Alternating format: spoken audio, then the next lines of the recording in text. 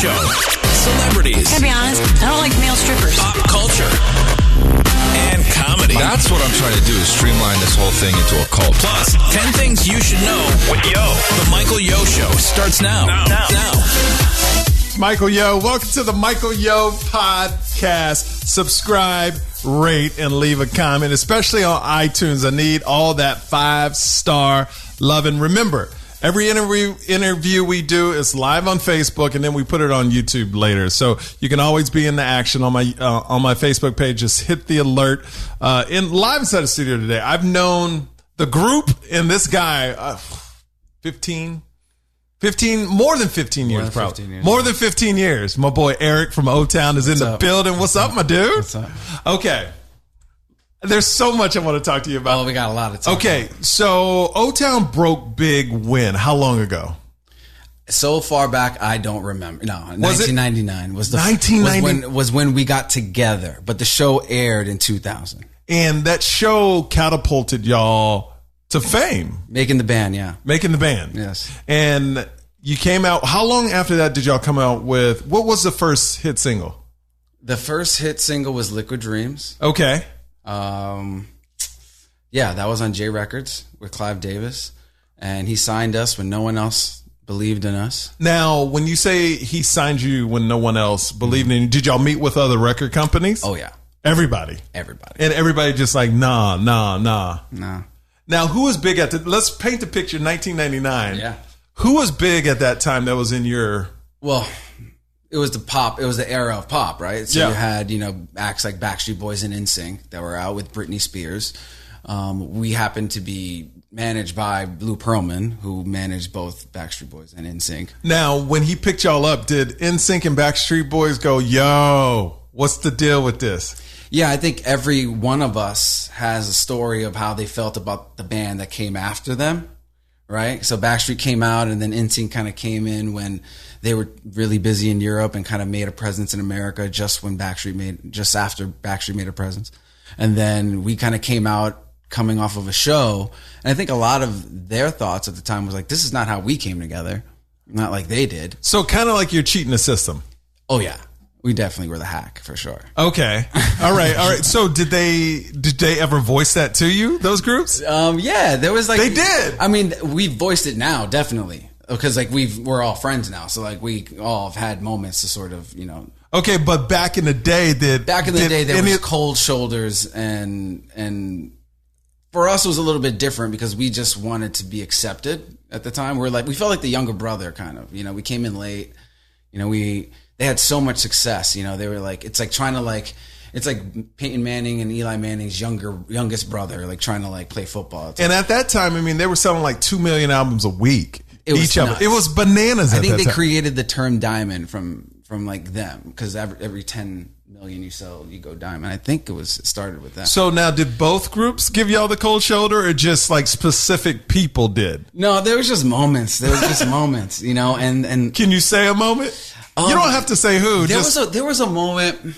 There was a moment when we were on stage at an award show, and NSYNC was on stage right before we were, and we ended up passing by one another, and there was like some sort of like weird exchange between Jacob and Chris Kirkpatrick, and that sort of was enough for there to be like a little bit of like a feud, which was interesting because like the group actually lived 3 houses down from Chris Kirkpatrick in Orlando, Florida. Yeah. So when we were off, like we would be throwing parties simultaneously, and people would be going back and forth from like. So now, was this competitive parties? Was that on purpose? I think at a point, then there was like a sort of like, we want to like have just as good a party, or So who threw the better party, O-Town or NSYNC? I think no, Chris Kirkpatrick definitely throws he used to throw the best parties for sure, like no doubt about it. Okay, so now you guys blow up in about 2000, 2001. Yeah. When does what is it? 'Cause I Want It All or Nothing. When did that song come out? Because to me, that was the one. That was the one. That was the one. I mean, that's the one I met you. That's when we met. That's right. When you were Austin, Texas. Texas. Oh my God. And that's really the song that we were promoting, I think, at that time, which is All or Nothing. And that you know, we've told this story before. Those were the two songs that Clive played for us when we walked into his office. He was starting this new label. He wanted us to have like these hits, Liquid Dreams and All or Nothing. We were like, all right, we'll take Liquid Dreams if we can have All or Nothing, because we just knew that was a smash. And as soon as you heard it, you knew it was a smash. Oh yeah. We were like, we get to sing this song. This is incredible. And when it came out, explain to the people, because like I knew you guys at that time. Yeah. How big, like are you happy social media wasn't big at that time so y'all could get away with a lot more stuff? Or do you wish you had all those, because y'all would have been in 100 million followers or 80, 50 million, because you were one of the biggest groups in the world at that time. Yeah, I think also the show was really big. Yeah. You know, the show was on prime time. It was on ABC. It was Friday nights. You know, they showed marathons of it on MTV. So people were just flooded with making the band, and they got a chance to really connect with us as people. And I think that's where the connection for O-Town lies with the fans. It's far deeper than just like how many hits we've had. It's really about the television show and them watching us get together and form. And we were supposed to lose, right? Like, so like you put 5 strangers in a room, they're not supposed to end up being successful. I think that was sort of the turning point when we got signed by Clive. They brought back the second and third season. They were like, whoa, these guys have a little bit more to offer than we thought. And what did Clive see, you think, that other record companies that said no saw? And how long after, and this is a double part question, how long after did everybody else say no that Clive picked y'all up? Well, everyone said no. We went and like rehearsed for like 2 months straight after. And the show had been airing at this point. And obviously I think that had a lot to do with us like becoming a lot more of like a commodity, because we had a television show. But still, no one really wanted to take the risk, because it was still like a crapshoot if we would be good or not. So you walked into these record labels and y'all would do the whole song and dance, like literally perform right in front of them. Oh yeah, Lou Pearlman in there, like hyping us up, trying to get everyone to like buy, but they didn't bite. They were like, we have NSYNC, we have Backstreet Boys, we have 98 Degrees, we don't need another one. And you know, who knows if these guys are going to be anything? Like, you know, they just really weren't ready to roll the dice on us. Okay, and then finally Lou Pearlman said yes. No, Clive Davis. Clive Davis said yes, and then we decided, all right, we're gonna. How was it performing in front of Clive Davis? He's legendary. Yeah, well, Clive was there. Simon Cowell was there. No way. Yeah, Simon Cowell was there. Did he say something mean after y'all performed? No, actually, he was really complimentary, and you know, Clive used to use him a lot for his A&R reference and A&R, and he was managing like a bunch of acts at the time in the UK. So. Yeah, it was at his house in White Plains. Not very many people get to go to that house. Clive Davis's house. Yeah. It was really like this sort of, I don't know, like Pan's Labyrinth sort of like in the woods sort of thing. And it felt like very enchanted when we were like, you know, so eager to like sign this first deal. And we went in there, sang for him, and he was like, we're going to have a great time working together. Did he pick y'all up right there? He let us know that he wanted us right there. He's like, well, we're going to have a great time working together, or to something of that degree. How'd y'all keep it? Did y'all keep it together in the room, or did y'all lose it when he said that? I was already losing it. I'm always losing it though. Like, I mean, I guess some of the other guys weren't necessarily like really. I don't know if they understood the scope of like what was happening at the time. I definitely knew it was that. Like, I was aware that. Well, can we say this and be honest? You were more of the business guy. Well, of the group. I was definitely way more of the music industry person. Like, I love the industry, and Trevor's really knowledgeable of like songs and stuff. But like within the industry and like the workings, I'm just naturally like into that world. You knew how big it. I knew how big it was, and the other people were like, "Wow, we're just performing." Hopefully, well, it's Clive Davis, and we know that he's this, but I felt like at the time he was starting this new label, and he wanted us to be like this act that sort of like, you know, lets everybody know that he's the real deal. And I felt like with us and Alicia Keys and Luther Vandross, this is who he was signing at the time. So you got signed with Alicia Keys and Luther Vandross? Yeah, we were the first 3 acts. And did y'all perform at his Grammy party? We'd never performed at his Grammy party, but we definitely performed with Alicia Keys in various places. Because the first time I saw Alicia Keys was at his party. Right, yes. I was there at that party. We weren't ready then. Oh, you weren't ready? Because the first thing you heard was Fallin'. Like, literally, they roll out a piano, and Alicia Keys does Fallin', and it was over. It was a wrap. It was done. She was the biggest. She was so impactful. And she's such a genuine person. You know, it was great.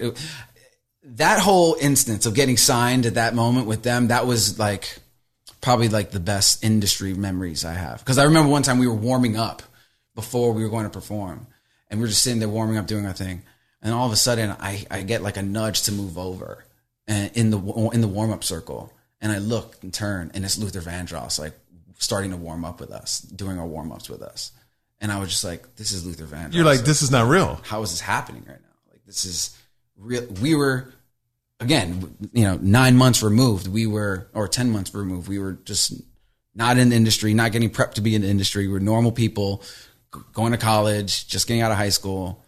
And now all of a sudden we're singing. Did you ever feel, since you had a lot of music knowledge, it was going too fast?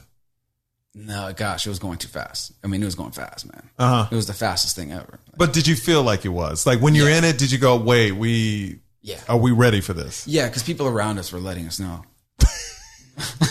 This shit's going too fast for y'all. Yeah. Okay? Did it ever, like within the group, did it ever like get complicated? Yeah. Because it went so fast? Yeah, absolutely. Did everybody think they were the main star? Was that the problem? There were egos, yeah, for sure. There were egos.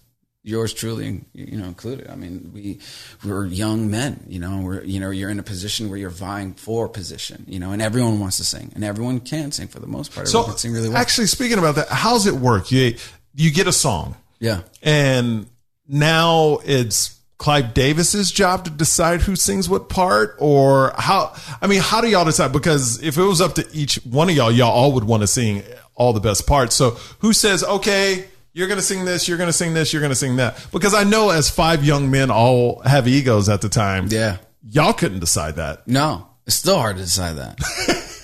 You kidding me? It was like so still one of the hardest things to do. Who decides?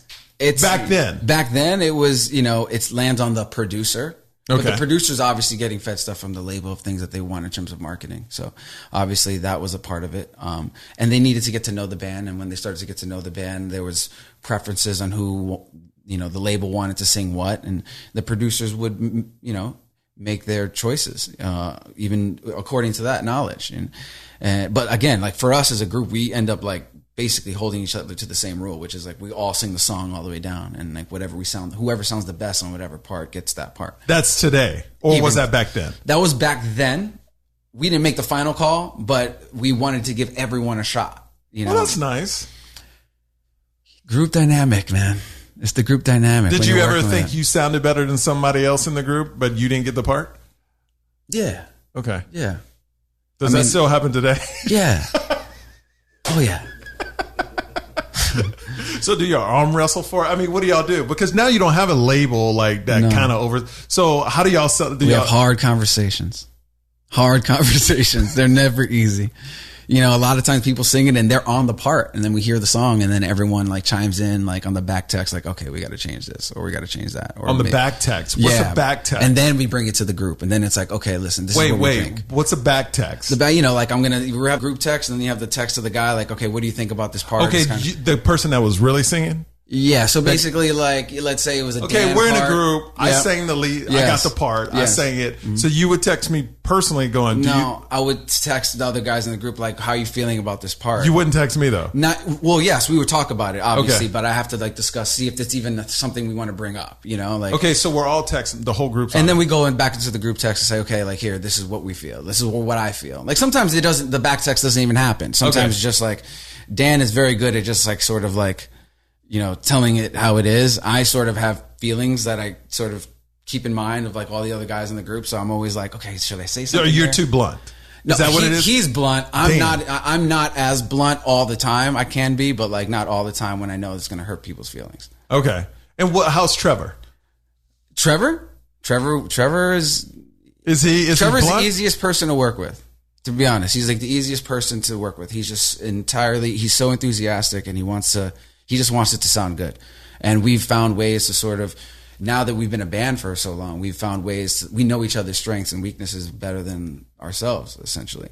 So we've been able to carve out moments for each of the band members to sort of feature what it is their strength. So you break in 2000, 2001. How old are y'all? 19, 20, 18, 19, 20. And when did it take off where you were traveling the world touring? How long after it came? 2000, end of 2001 into 2002, 2003. How was that? I mean, that was great. I mean, because the television show was global. So with the television show being global, it gave us an opportunity even before we were even good as a group to sort of travel the world, promote the show, promote whatever music we had.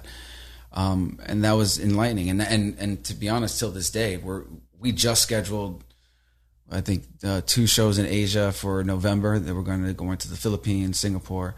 And that's because of, that initial push, from that time. Is it weird for you, like all these years forward, and you guys are still touring, still doing it? Because I knew when you guys got back together, it was kind of like, do we want to do it? Do we not want to do it? But now it seems like everybody's getting back together. Yeah. And my point of view is, why not get paid for something you've already established? Yeah, we built it. You built it. So why not get paid off of it? Well, especially now where it's ours, and initially, to be honest with you, we thought we were just going to do summer shows in the UK.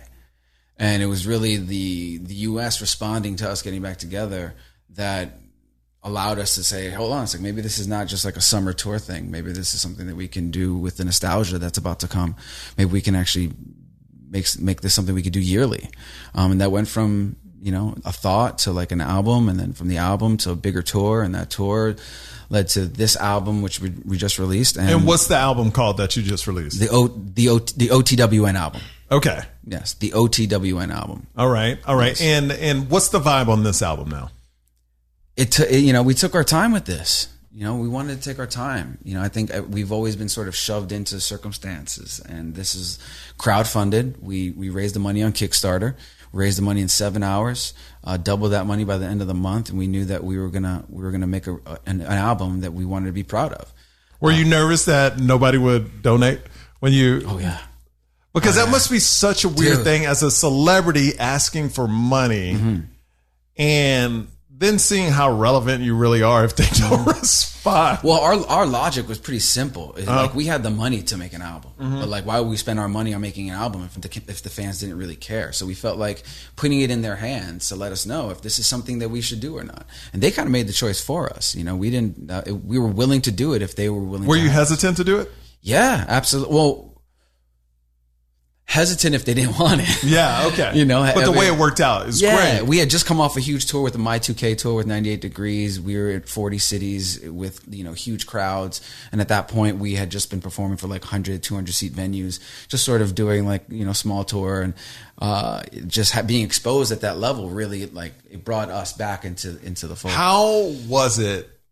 God, this is so layered. Your career is there's so many layers. How long were y'all hot? From 2001 to what? 2004. And then it started. And then that was the second album came out? 2002, 2003 was sort of the beginning of the end. The world has had enough with American boy bands. We need Chris Brown. We need Rihanna. And that started to come in. And then that's when that era started. How did you take it that... I was pissed. Yeah, because really you only got to enjoy it for 2.5, 3 years. To be honest with you, I wasn't pissed. Okay. I actually was sort of relieved.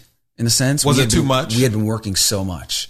We had been traveling so much. It was exhausting. We had an obligation to the television show. We had an obligation to our touring. We had an obligation to Clive Davis and making albums. And at the time, it was just it was nonstop from the moment we got chosen, which was in '99, and it was nonstop. And you were touring since you started? The entire time. We only had like 10 to 20 days off each year for those years. So we wanted to take the time, and I had an agent and a manager, high-powered agent and manager here in LA that was like, you have acting chops, you can be a leading Hispanic actor. Like, there's roles for you, and you should come out here and try that. And so that's essentially what I did. I was like, all right, I'm going to like take this opportunity to go and like pursue another passion of mine, which is acting. How do they let you know that it's a wrap? Like, O-Town is done, or do you management has the tough talk with you? Management comes in. So the management company says record label's not going to pick you up. How's that work? Clive drops you. Clive dropped you. It was heartbreaking. Where were y'all? And did you know it was coming? We knew it was coming because the album sells.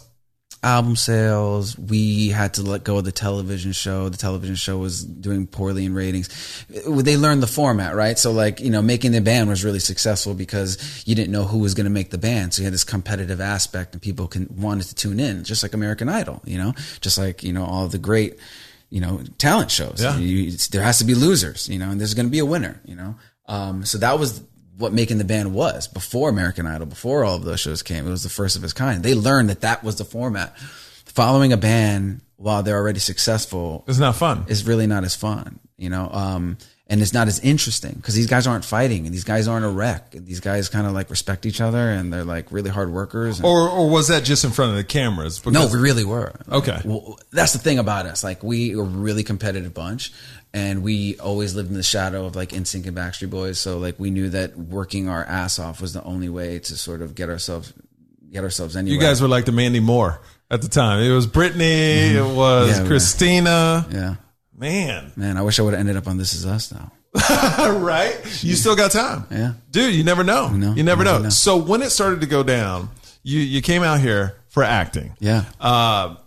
When did you realize, oh no, like everything's changed now? I used to sell out stadiums now because I had an honest conversation with Trevor, like on my radio show.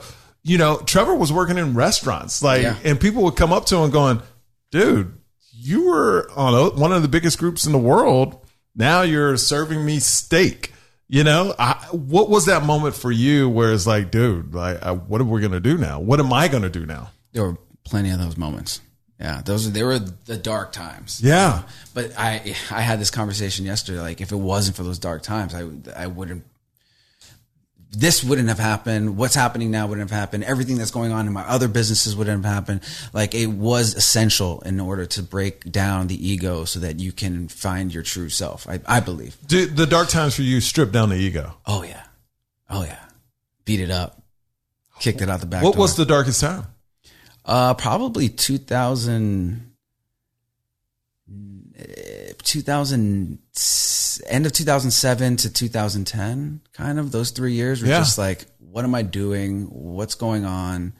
I was going to be a solo. I was doing acting, but then I got back into the studio to do a solo project. Didn't get picked up. There was all this sort of like ups and downs and trying to figure it out. And LA's such a massive beast. Like, you think you're going to come out here and conquer it, even with notoriety. You'll be sadly mistaken. Yeah. And I was getting rejected.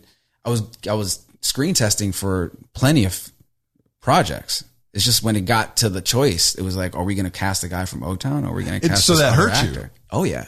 It got me into the room. One casting director pulled me aside at one of these premieres, and she was like, it gets you into the room, but it doesn't seal the deal for you. It actually it can hurt you. It works against you. And I was like, all right, maybe I should just take a sabbatical from acting and get back into like what built me to get to this point, which is songwriting and being an actor. Does it make you happier? The music side or the? Oh yeah. I mean, music is a part of my acting. Yeah. So like the way I even retain like my lines and memorize them is through mnemonic devices that music taught me. What's the craziest experience for you on the road when y'all were big? Like that you can say that you want to put out there, because I'm sure you had people sneaking into the hotel room, sneaking onto the bus. Like, is there something just so outrageous that just even blew you away? Yeah, there were plenty of them. I mean, like I said, like those moments, just like standing next to Luther Vandross, meeting Stevie Wonder, I think I'm talking about Salacious, Eric. Yeah, Salacious. Yeah, I'm talking about like some good stuff. Yeah.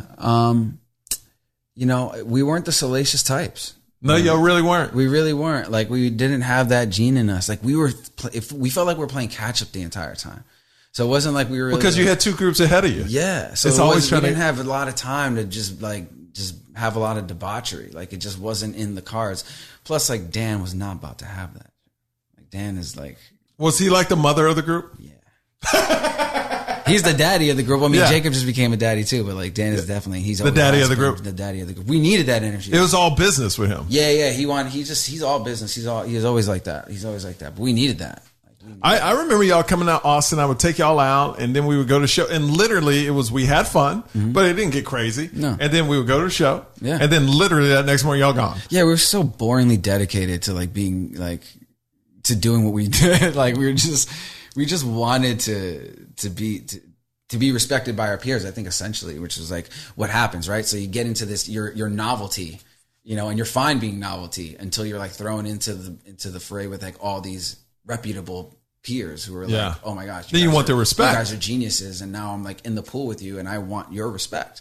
I want to like feel like I'm a part of this, not just sucking from it. I'm contributing. So when you become super successful and you go back home, all the people that dissed you in the past, are they, how the friends change? Like how is it? Do friends change? Do like girls that dissed you in the past are like, hey, what's up? You remember me? To be honest with you, I had some really good friends. I moved to Florida midway through high school, and I had really great friends in Florida that really supported me. Like really did. Like they felt like I was going to be this person the entire time that they knew me. That's great. Which was like, not many people can say that. I didn't have a lot of people saying don't follow your dreams, and that's just me. I just didn't have that. I kind of always felt like I was going to in some way somehow fall into this world. I didn't know it was going to be that way. And since you have a new album out, you guys are touring. You're going to go on tour again, I would assume. You're putting together. You're still touring. You've been touring. Been touring with the Pop 2000 tour. How, like, because I remember you said you were doing like 100-seat venues, 200-seat, and then it got really big when y'all did this other tour. Right. Is that the same excitement for you getting in front of 100, 200 people as a huge crowd? Getting in front of 100 to 200 people after you've been gone for 10 years is exhilarating. You must have appreciated that so much. Every win this time is like every small win, man. Like that's the beautiful thing about You're appreciating that now. It's on a whole nother level. Like before we were thrown into stuff, we didn't appreciate the grandeur and the magnitude of these things that we were doing. We hosted the ball dropping in New Year's Eve, on MTV in Times Square with like all of the MTV counterparts. Like we were jaded at the time, it just came at us fast, and we hadn't prepared for that, but now well, you couldn't have. There's no way. Yeah. But now having been displaced, coming back and building it, resuscitating it from death, the Lazarus Effect. No, it was done. For us to have come back and revamped it, and then on the way these last 5 years, figure ourselves out and what we are now, minus a member, going out as a foursome with new records and new album, new songs that these people, it might not be the masses who have connected to it like All or Nothing, but our fans have definitely connected to the new music. Them singing it back to us, our words and our experiences, and having that exchange.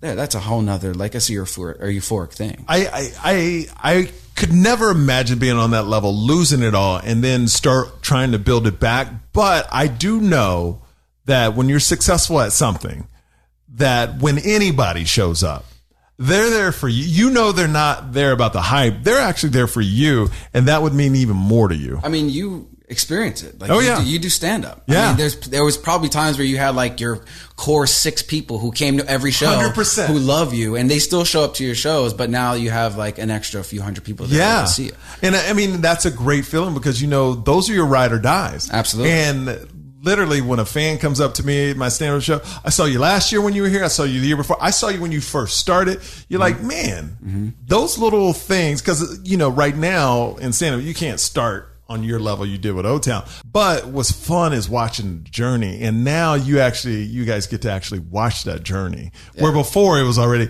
journey, here, go. Right. It's like we have that weird like blessing that like you tell yourself all the time, like, I wish I knew what I knew now back then. Yeah. Like, we do. And we have that opportunity to rewrite this narrative, our way, and that's what we're doing. And it takes a village, It's not just me, it's not just Jacob, it's not Dan, it's all of us together collectively with the people that we've now hired to bring on. That we're a really tight knit crew, we're a really tight knit operation, and we're really lean, but we figured out our algorithm. And together we've been able to make the best of it, and it's expanding. Like it really truly is at this point in our career expanding even more. Do you feel because I mean, we're all older. Yeah. In 2001. Well, I mean, we're 18, 19 years older. Yeah. Do you feel like gray hairs? Yeah. Do you feel like we're too old to be doing this? Yeah, multiple times, all the time. Yeah, all the time. But yeah, I mean, but as long as they're showing up, huh? You know, what am I going to do? You know, it's helped me achieve and go for other dreams in the production world and acting and other things that I really want to do. It's really helped enable all of that stuff to happen even now. Like the profile being up and doing it the way we're doing it. I think we've opened ourselves up to like, wait a second, they were novelty, but now there's something deeper here that's happening and we're witnessing it, and it's helped and it's reverberated with like everything else that I'm doing. Do you ever think, how long can we go? Yes. Like, do we want to be 50 doing this? Yeah, we've talked about that. And they know my thoughts. Okay. I'm a realist, right? So I'm like, there's no way we could be doing this like in like 10 years. Come on, guys. Like, I mean, it would have to be like a totally different act. And have you, I don't know if you come to like our concert lately. No, because, not a lot of movement. Dude, it's all movement. Y'all jumping around still, huh? Yes. I have to work out now because I won't hold up doing the show. The way it's patterned, the dancing, the jumping around, the running around, the energy, the up-tempo songs. Your body can't take it. Man, I had to go to the guys. I was like, guys, we need to add more ballads. We got to add more ballads. Like, we need to slow this shit down. Okay. What type of audience is coming in out? It's Is crazy. it weird to see these girls when they were like 11, 12 and now they're like 32? Yeah. 40? 27. I mean, you went from 25 to 30 to 37. It's like they're coming in. Yeah. Yeah, man. It's crazy. They show us pictures and they're like, I'm holding the girl up. She's like standing in front of me. How is that possible? Okay, you talk about other ventures you're doing, like what you're acting, you're producing. Is that what else are you trying to get into? I'm creating. So I'm producing and I'm writing scripted content. And I've been going to networks and developing with networks for the last few months, and nothing I can really talk about right now, but like it's on the horizon and I'm really excited about it. And it's, you know, I want to do a little bit more on that side in terms of pushing the social needle. I just want to, there's a lot going on in the world today, a lot going on in the country that needs to sort of just be addressed. And I find like this medium is the perfect medium to like really take on these stories and take on these projects. Have you ever gotten a fist fight with somebody in the group? Yeah. Who? Yeah, we got into it. A couple times. Wait, so when y'all fought, it would be multiple people fighting at one time? Or no, we never had a Royal Rumble. Okay. Even though that would be awesome. Who would win? That would be awesome. We could have like NSYNC, Backstreet, and O-Town. Yeah. Degrees in a Royal Rumble. Yo, WWE. Who's the best fighter out of the group, you think? Well, Trevor is just like ridiculously ripped now. Like, it can't even like. Yeah, he's been going to these workout classes. I work out with him too, but I'm just like, I can't do that. Is it because of his diet? He's good at eating. He's like a natural athlete. Where do y'all work out at? Because he was telling me about. We work out at Lift Society. Yeah, so that's for real. He's like, dude, you got to come to this Lift Society. Anything with the word lift in it, I tried not to go. Do you even lift, bro?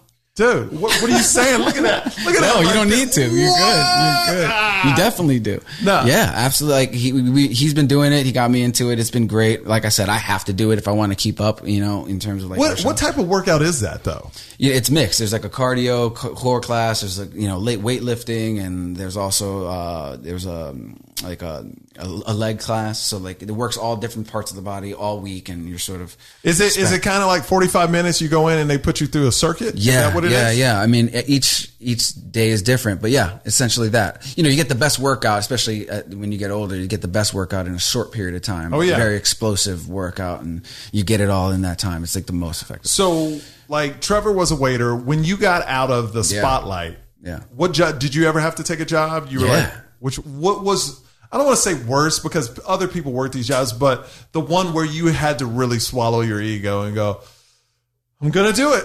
I'm gonna work here. Which job was it? So at the time I was like trying to develop television shows still. I've always been in development, and I was developing a game show that I was going around pitching, and I had a pretty big meeting with like a pretty higher up person at the network, and it was in a couple of weeks. And I knew that I didn't know anything about running a game show, and I was going into pitch like a creator, like a developer. So I wanted to get some experience. At the time, I was like sort of just meandering around songwriting and stuff. I really wasn't making that much money. So I was like, all right, let me see if any of my friends can get me a job. And my friend was working on Top Chef.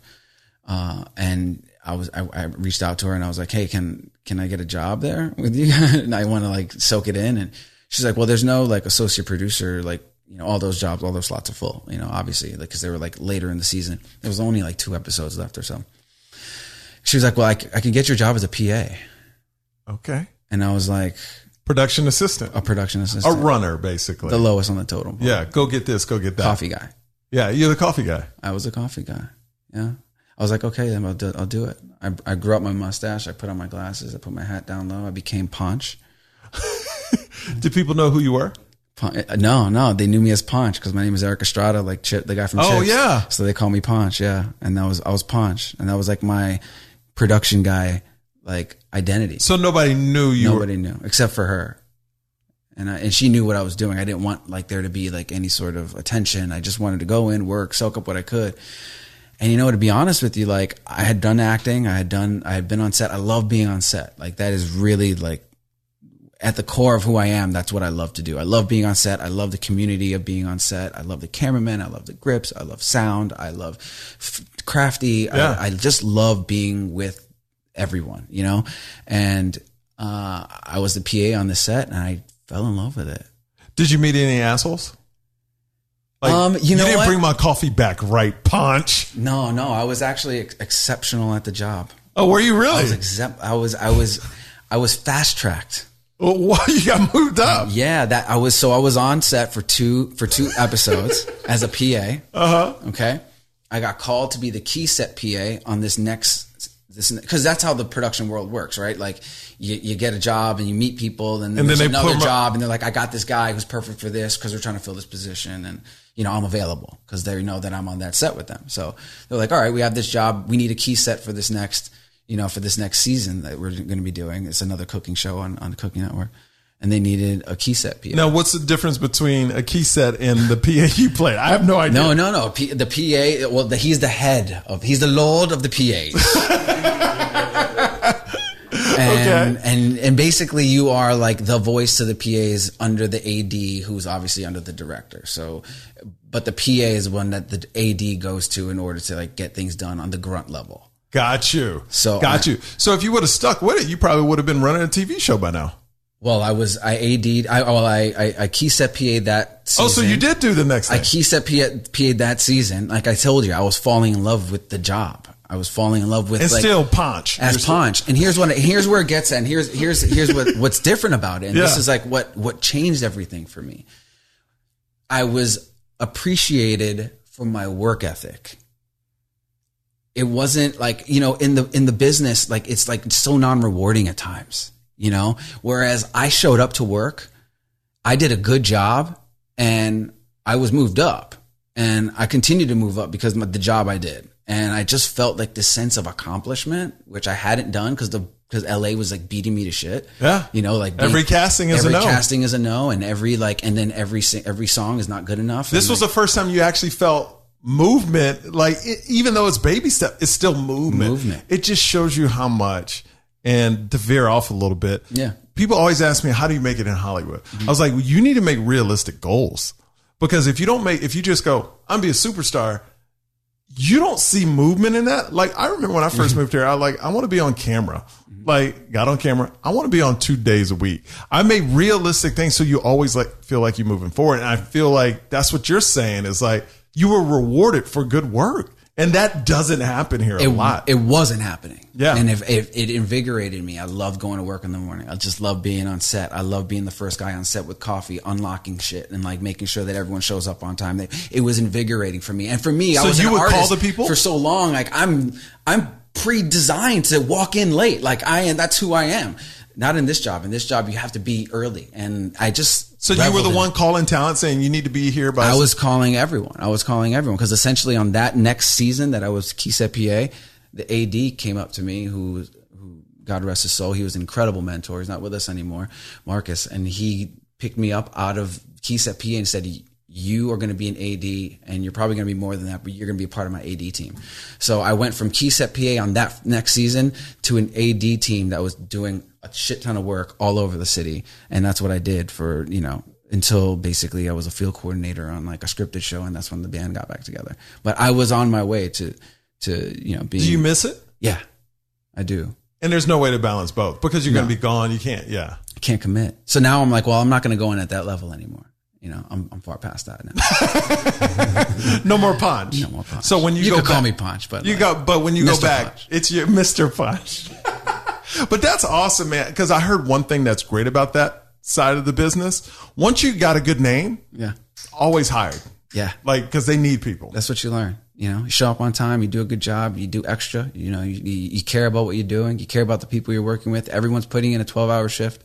It's tiring. It's grueling. Everyone knows it, but you're not digging a ditch somewhere. Okay. So like you're there still doing something creative. You're still there, living out a certain part of your dream. And a lot of these guys, like a lot of the guys in the back line, they're living out their dream. They're doing sound for like a major network television show. And these are ACs and camera guys who are like working all over the place. And they're super skilled. I have so much respect for camera guys and AC guys. Oh my God. They're I just, like I said, I love the world. And that's sort of why I wouldn't understand how to help this band do certain things, obviously with the help of Jacob and Dan and Trevor on the backside, but like I wouldn't have a knowledge of what I know now in terms of like producing and getting stuff done, and if it wasn't for those quote unquote dark times, like those times that I had to like sort of like drop the ego and become something different. All right, album's out. Once again, what's the name and where can people get it? The OTWN album, you can check it out on Spotify, you can check it out on Apple iTunes. And how can people follow you? Follow us on @OTownOfficial on across all platforms @OTownOfficial. And me, I am Erik Estrada. I am Erik Estrada. I get tagged in Erik Estrada pictures all day long. We take pictures with the original Erik Estrada. Right. You're like, that's not me. Because they think it's me. I think I actually have people who followed me and realized later on that I'm not Erik Estrada. You're not Erik Estrada. I got to unfollow because they probably saw following Punch, the original Punch. So Trevor's coming in next week. What's a great question I could ask Trevor? You know him. Do you even lift, bro?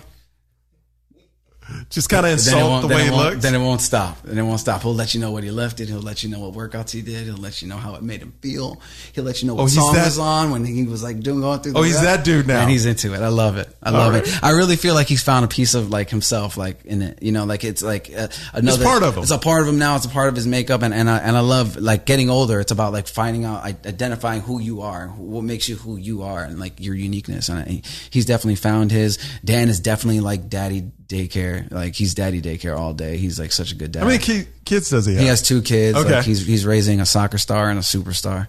Love it. And Jacob just had a baby who's the prettiest baby I've ever seen. And you haven't seen mine, but whatever. We'll talk about that later. No, I have yours. Yours is beautiful. Yeah. No, mine's better. No. No, I'm sorry, Jacob. Well, when I have mine, it's going to trump everybody. So. Well, that's left to be seen. Yeah, I know. That's left to be seen. And last question before you get out. Whatever happened to Ashley?